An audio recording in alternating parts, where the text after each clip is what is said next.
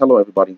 My name is Alonzo Bradley, and I'm keeping my informative speech within a megabyte, so it's probably going to be under 3 minutes. The reason why, as it would not load when I completed it after 5 minutes. So I open with the quote, "Do you know, do you know, do you know?" This is a Nike Air Jordan commercial quote stemming from Spike Lee, who is known as Mars Blackman. Now, did you guys know that the Air Jordan seems to be the ultimate Afro-American cultural experience universally? This quote, "Do you know, do you know, do you know," stems from a late 80s, early 90s Michael Air Jordan video commercial featuring Spike Lee as Mars Blackman. It really expresses the excited side of my energetic character. This quote represents whether you know or not that the shoe advertised is the best shoe on the planet owned by the best basketball player on the planet. What it means to me is that practicing your skills and believing in your brand and showing a complete expression when endorsing your point of facts leads to complete cooperation from your audience and consumers that you're intending to entice.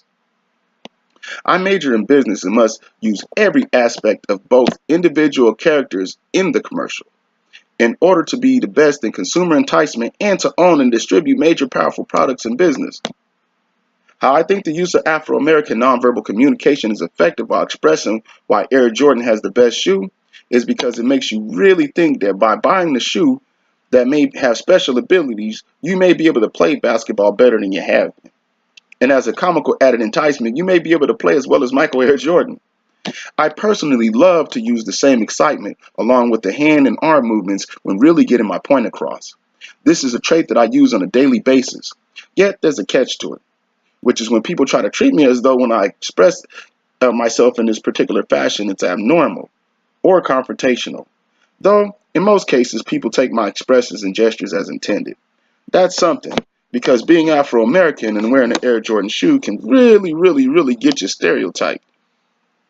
Now, the best thing is I always seem to close the deal, or just simply make an acceptable point, basically like Mars Blackman and Air Jordan. Do you know, do you know, do you know?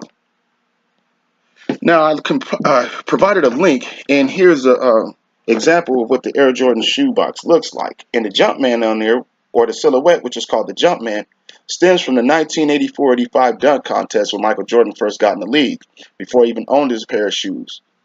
And basically, by winning the dunk contest and jumping from the free throw line, Michael Jordan was able to secure a spot in the icon history of a shoe owner coming from the NBA. His shoes still sell today, long after his retirement.